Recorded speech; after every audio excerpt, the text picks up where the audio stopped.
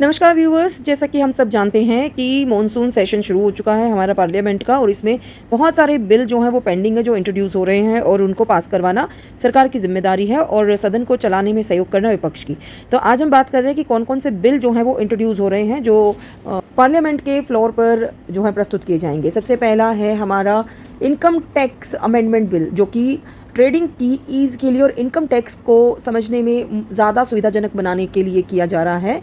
जो दूसरा बिल है वो है सुप्रीम कोर्ट नंबर ऑफ जजेस अमेंडमेंट बिल। इसमें सुप्रीम कोर्ट के जजेस के नंबर्स में चेंजेस के ऊपर जो है ये अमेंडमेंट है। इस बिल के अंतर्गत जो है वो सुप्रीम कोर्ट के जजेस के नंबर को बढ़ाने की बात करी गई है, क्योंकि देखा जाए तो ये नीड ऑफ द टाइम भी है। जिस हिसाब से जुडिशरी के ऊपर जो है वो वर्कलोड है उसमें जजेस की संख्या बढ़ाने की ज़रूरत है। इसके बाद अगला जो बिल है वो है registration of birth and death amendment bill. इसमें जिसका भी जो भी रजिस्ट्रेशन जैसे लेट हो जाता है या उस कोई रह गया है तो वो अपना रजिस्ट्रेशन जो है इसमें करवा सकता है और उससे रिलेटेड कुछ रूल्स के अंदर भी चेंजेस आएगा। क्योंकि आप देखिए तो जो बर्थ सर्टिफिकेट है वो आपका लाइफ लॉन्ग अलग अलग सुविधाओं को पाने के लिए और अलग डॉक्यूमेंट्स बनाने के लिए जो भी डॉक्यूमेंट्स आपको भारतीय नागरिक के रूप में चाहिए होते हैं उसमें बर्थ सर्टिफिकेट बेसिक सर्टिफिकेट है जो आपको हर जगह ज़रूरत होती है और बहुत सारे जो हैं वो बर्थ सर्टिफिकेट बनाने से चूक भी जाते हैं। तो इसके चलते जो है कुछ अमेंडमेंट इसमें किए जाएंगे।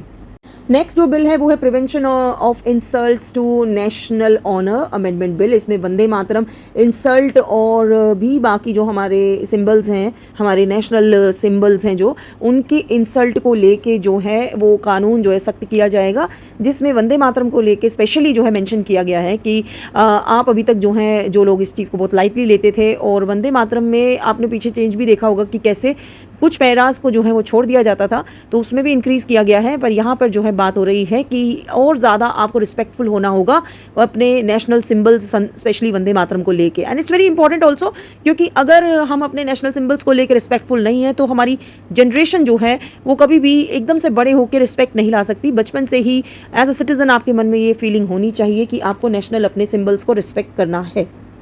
अगला बिल है एमएसएमई बिल है, एमएसएमई डेवलपमेंट अमेंडमेंट बिल। इसमें जो है आपके छोटे उद्योगों को लेके जो है वो अमेंडमेंट बिल है, जिससे कि ease of trading, ease of doing business and ease of industries को लेके ये बिल है। Next one is the most important one,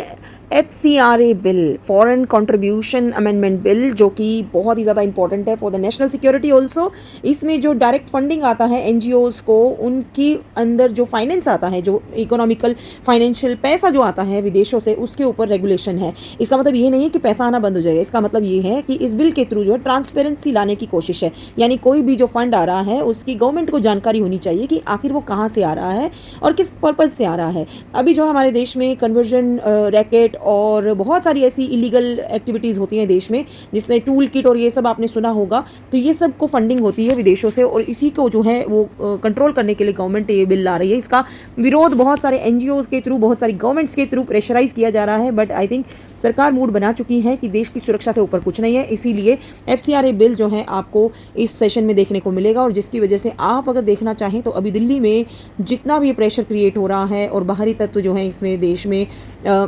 एक अशांति फैलाने की कोशिश कर रहे हैं, वो इसी बिल के कारण है। क्योंकि विदेशी ताकतें नहीं चाहती हैं कि ये बिल आए और फंडिंग पे रुकावट बने, जबकि हमारे देश के लिए ज़रूरी है कि ये बिल जितना हो सके ट्रांसपेरेंसी लाए फंडिंग के लिए और जो है देश के अंदर कोई पैसा, बाहर का पैसा कोई गलत काम में यूज़ नहीं होना चाहिए।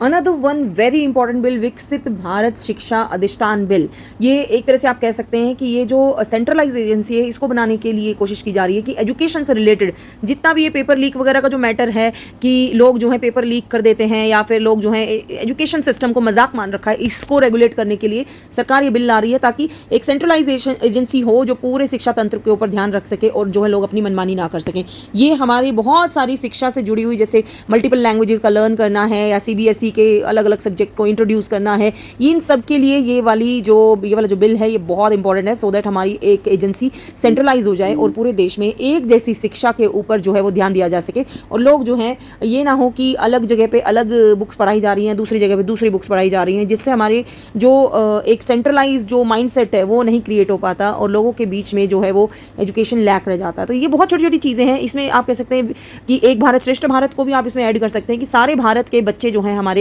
वो एक जैसी चीज़ें पढ़ें ताकि हम सब एक जैसी भावनाओं से जुड़ सकें। इसमें एक चीज़ और मैं आपको बता देती हूँ कि जैसे अभी सभी एग्ज़ाम्स करवाने के लिए अलग-अलग एजेंसीज़ हायर होती हैं। इस बिल के थ्रू जो है एजेंसीज़ को एक ही सेंट्रलाइज़ कर दिया जाएगा ताकि अलग-अलग एजेंसीज़ ना हो, जिससे कि आंसरेबल हो जाएँ ये सारी एजेंसीज़ और इनके अंदर सरकार का भय हो कि अगर पेपर लीक किया तो सरकार एक्शन ले लेगी। और ये बहुत बड़ी चीज़ है क्योंकि अभी एट प्रेज़ेंट अलग-अलग एजेंसीज़ करवाती हैं, जिसकी वजह से जो है वो हम किसी एक को रिस्पॉन्सिबल नहीं बना पाते हैं इसके एग्ज़ाम कंडक्शन के लिए। तो आगे जब एजेंसी एक हो जाएगी, सेंट्रलाइज हो जाएगी, तो डेफिनेटली फिर इस तरह की कोई भी हरकत कोई भी एजेंसी नहीं कर पाएगी जो आज के समय में छात्र जो हैं वो पेपर लीक से जो परेशान हैं। तो इसीलिए सरकार इसमें कदम उठा रही है। But we have to cooperate with our government because ये पहले पेंडिंग पड़े हुए काम है जो इस सरकार ने आगे बढ़ाए हैं।